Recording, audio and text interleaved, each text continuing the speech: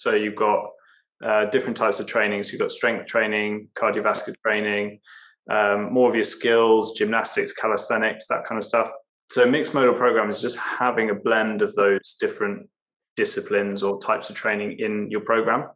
And they're the opposite to your single mode programs, which is looking more at your athletic development. So just programs that just involve running, your endurance programs, cycling. You've got things like triathlon, where you consider that a little bit more mixed modal, but it's still within endurance. So you haven't really got a huge amount of, certainly in the competition aspect, you haven't got much strength. You haven't got a huge amount of power in there either. It's mainly endurance that you're using. So they exist on a continuum, and you've got this sort of extreme mixed programming over here when you end up with things like CrossFit, where you've got all sorts of different styles of training put together within the one session. And there's competitions and training programs built around that. And then at the far end, you've got your really extreme specialized programs where they just focus on one particular skill. Where things have begun to move over the last probably 20 years is the research has started to support this idea that even if you're an endurance athlete, there's benefits to doing strength training. So it's based on this idea that there's transferable effects from different styles of training that can actually enhance even specialist programs. So that's, I suppose, the difference between your athletic exercise programs that are designed to specialize somebody's abilities for a task. Whereas mixed modal programs, they've got much more variety in them. That's the key difference. And so the variety lends itself towards well-being for a number of different reasons. And that's really what I was going to talk about today and make a case for that.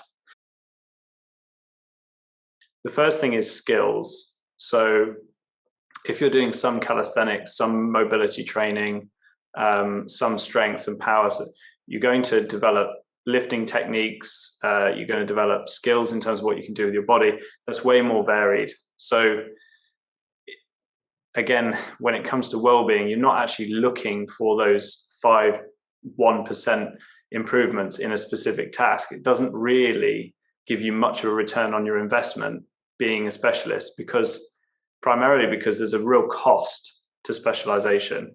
You're good at this one thing, but as a result, you're not good at these other things. So when you look at health, being strong, having strong bones, muscles, tendons, all that kind of stuff, staying injury free, it's the variety of skills that actually keeps us in better physical health than specializing. And specializing and leaning towards the extreme also makes it more likely that you pick up injuries and get fatigued and bored. So there's also that element to it as well. If it's too one-track mind on your program and there's not enough variety in there, you sort of can lose interest.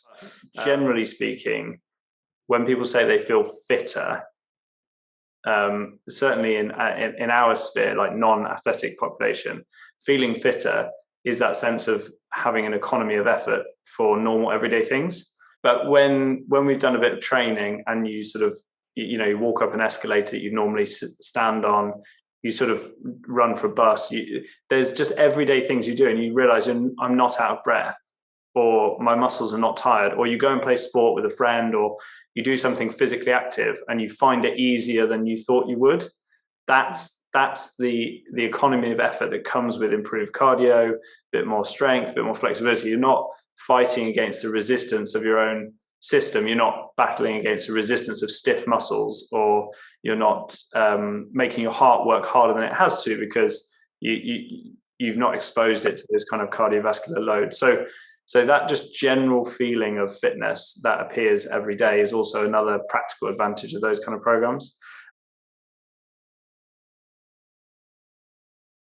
From a logistical point of view, if we just think through actually going to the gym or going and doing some physical activity, if you've got this variety of different modes of exercise, you're going to have different equipment demands, right? So on some days you could need no equipment, and on other days you need barbells and what have you. So when you're away on holiday, or if you're in a rush, it's possible to actually program and stay on the program and have days when you don't need to go to the gym. You can do things body weight, you can go out for a run. It just frees up that flexibility, which also becomes the part of the drawback as well, because you have to be able to think ahead and plan that in, and also I suppose feel comfortable with designing sessions where you've got different bits of kit. So that there is that's the double-edged sword.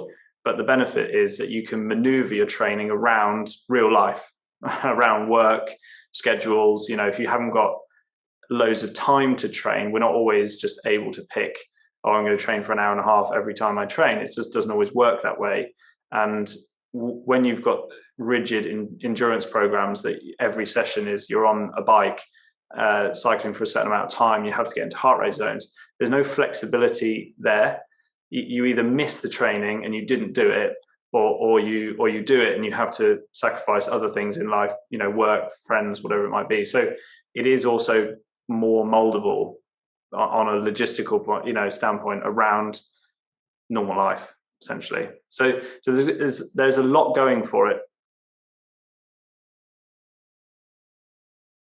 The drawback and the reason why it's not always it's just then the best program for everything is that because you are chopping and changing the types of exercises you're doing, you're chopping and changing the duration, the intensity, the frequency with which you're training these different modalities, it's not as optimal at developing each one of them as a specific program would be. So then you end up with this, well, if a bodybuilder ended up doing a mixed modal program, would they get less muscle development? You know, if somebody who wanted to become really strong and be able to do pull-ups, is that the best option for them?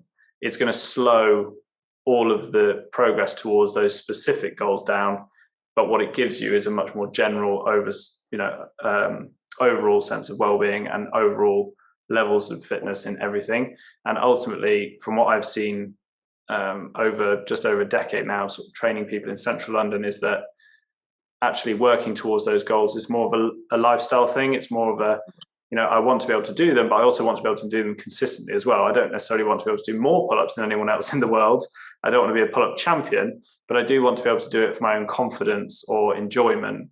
And so then again, it sort of the glove starts to fit even better, because it's not really always about the speed, but about being able to enjoy the process of getting there and pursuing those goals. So it seems to fit really nicely with that kind of audience as well, which is generally who I work with.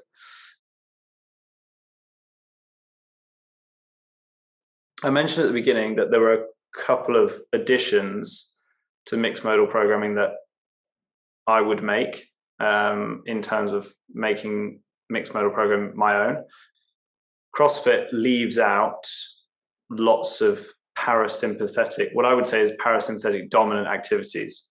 So relaxing, sleeping, breath work, meditation, all these things that contribute to physical and mental well-being, but they are not, they're not into those programs because they're not competitive, whereas CrossFit is competitive. And I think, well, CrossFit has done amazing things for bringing gymnastics and Olympic lifting into main general population sort of sphere of fitness, and I think that's a good thing. What it's not done, I suppose, is actually giving people the impression that in order to optimize well-being, you also need to relax and recover and recuperate and regenerate your energy. And again, specifically working in central London, when work is a real source of pressure, and we know that pressure can lead to that stress response, our bodies being stressed, actually more of the programming than certainly something like CrossFit would indicate. I would say more of the programming needs to lean towards the parasympathetic relaxation and recovery in order to actually get the most out of the sessions that are more sympathetic dominant. So your lifting sessions, your cardio, all the stuff I've already mentioned. So those are the additions that I would really put into a program. And the benefit of that, aside from is that it changes mixed modal programming into something that, rather than seeing training sessions as isolated islands through your week that you have to turn up to and do, mixed modal programming becomes something that you do every single day. And it means that you get better at knowing when you need relaxation, rest, and recovery, a gentle walk, for instance, some meditation, and that's what you do on that day.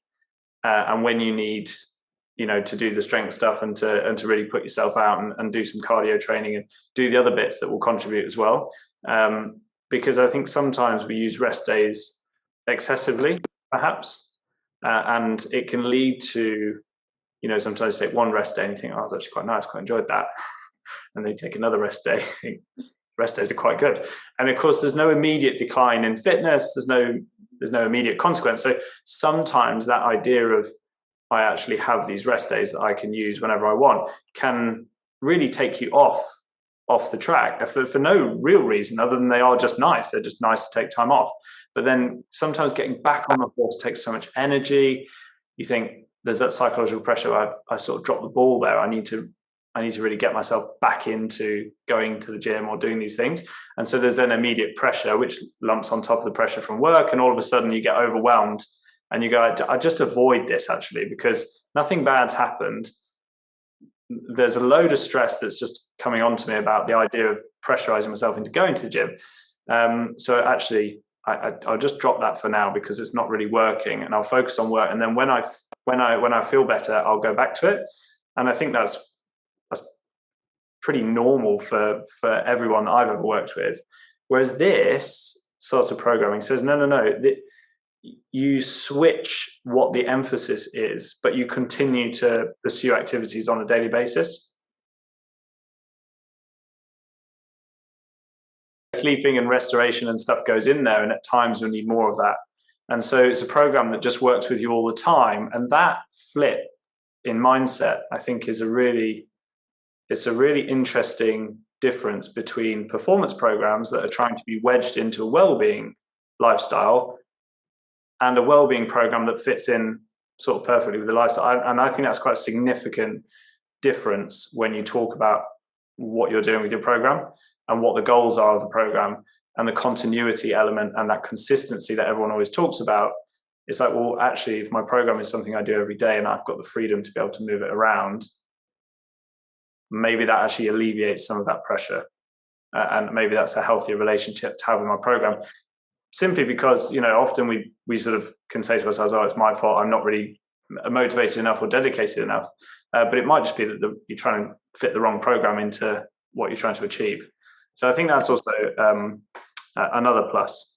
So I think I said them there, but stretching, breath work, meditation, massage, and then complete rest days are my additional sections into what is otherwise resistance training, cardio, skills, calisthenics, mobility, Olympic lifting, and strength. So there's a lot to go out there, and that's part of what we need to talk about at the end.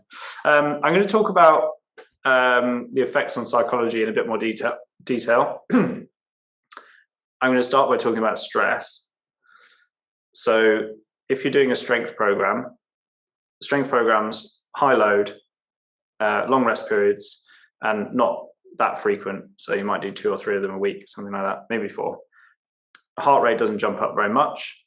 And while you do get a lot stronger and the muscular system adapts quite a lot, your cardiovascular system is not really doing very much during that time. The benefit of your cardio in terms of mental health is that you're going to lower your resting heart rate. You're going to increase your heart rate variability. And heart rate variability is used as a measure of your body's ability to be able to respond to that pressure and that stress.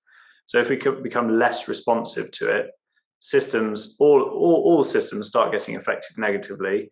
We start tensing up, we start feeling less fit, it's harder to go to the gym, that kind of stuff. And that can really, really then have an impact on mental health. So doing some cardiovascular training of any format, but that raises the heart rate high enough for long enough, and doing a combination of anaerobic work, which is shorter, harder bouts of cardio activity, and then your more anaerobic, which is your longer steady state cardio.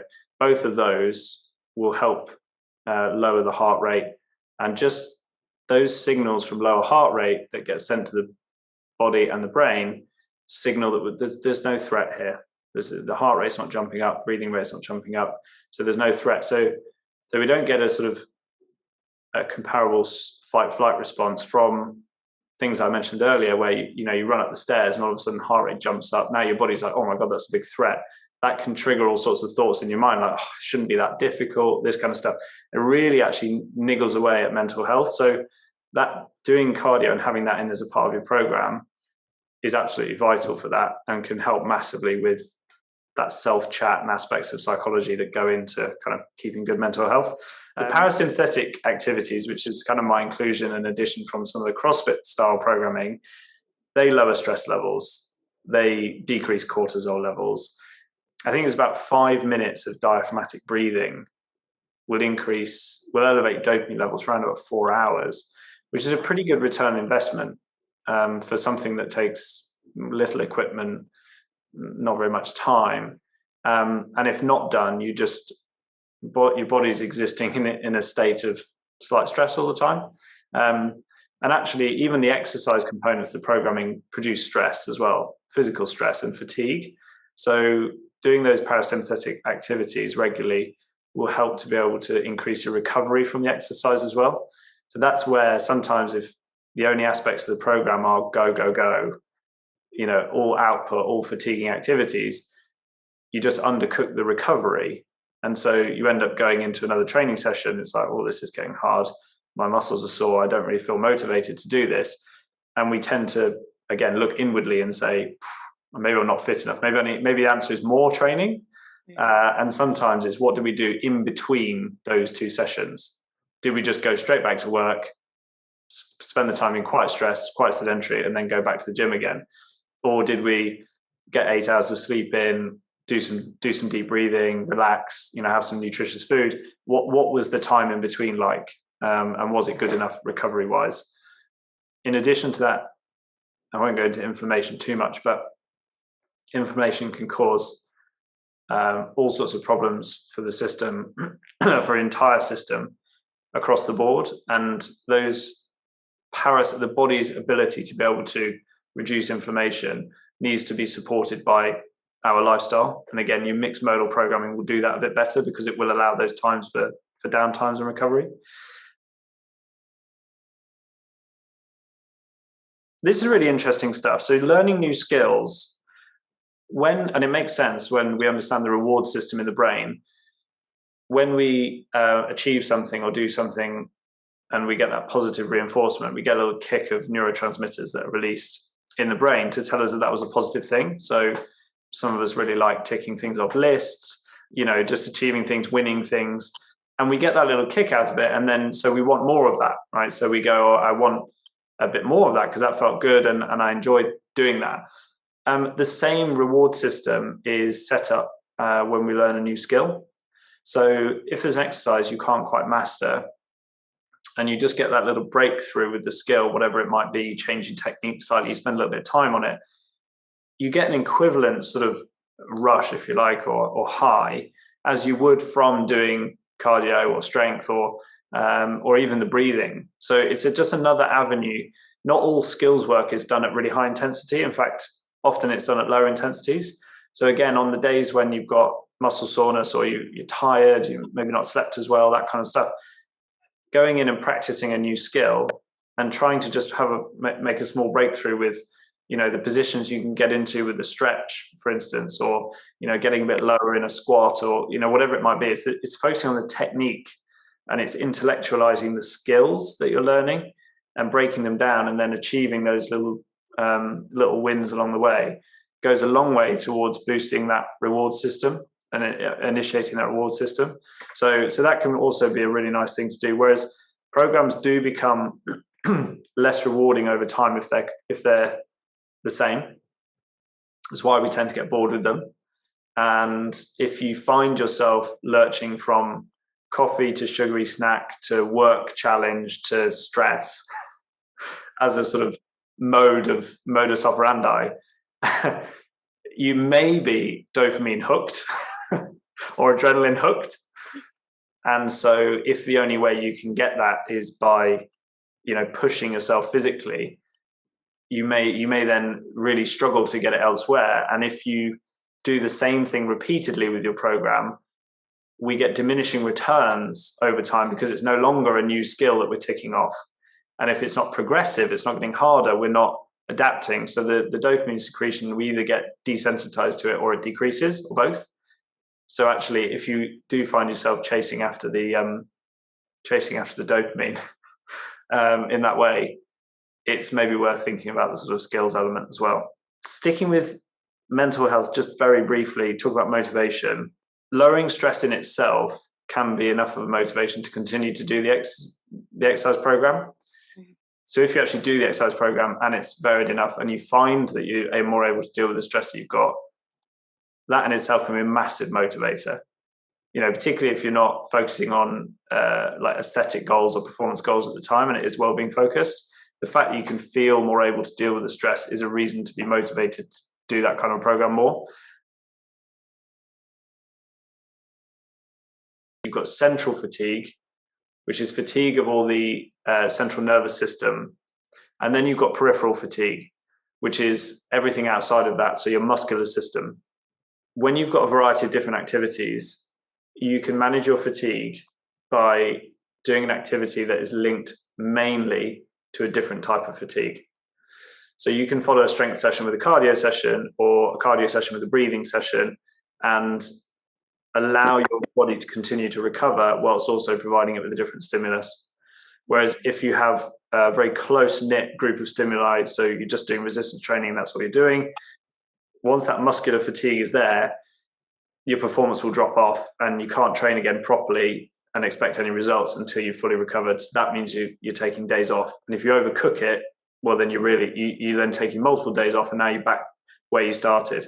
So it's a real fine control, whereas with mixed modal programming, you can move more fluidly between it and it allows you to continue to do activities all the time. Some of the considerations for building these programs are perhaps some of the biggest obstacles. So there's what equipment you're going to need. There's what skills you need. Sometimes you need to consider if you need coaching. So they're the first considerations. But with any program, you always start with what you can do already. So you just include those basic fundamentals, some resistance training, some cardio, a little bit of strength, some mobility, and calisthenics probably comes under that.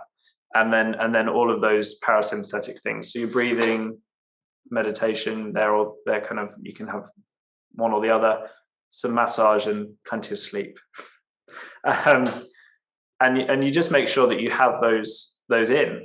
And now they might come on a rotation that's a bit weird. You know, we often sort of work on 7-day cycles, but if you try and cram that into 7 days and it just doesn't feel like it's going to fit, trust your instincts, it doesn't fit. 7 days is not magical. 7 days comes from bodybuilding, where studies looked at 7 days and they hit body parts twice a week, and that was optimal for muscle gain, but we're not talking about muscle gain.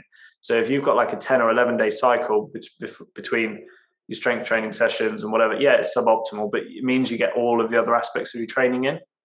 And if you're training every day, it means you could have 5 or 6 days in there where you go for a walk, do some meditation and some breathing and some light yoga, that kind of stuff. And then the other days are quite spread out, where you've got the more intense sessions where you've got, you're on the bike doing cardio, or you're going out for a run, jog, or you're doing strength training. They can actually be quite disparate from one another timing wise, because you've got forever to adjust it in the future. So there's no pressure on picking. So you have to really think about the design of that. Think about the balance between parasympathetic and sympathetic activities. And then really every cycle you go around, however long that is, you just have to do a quick check.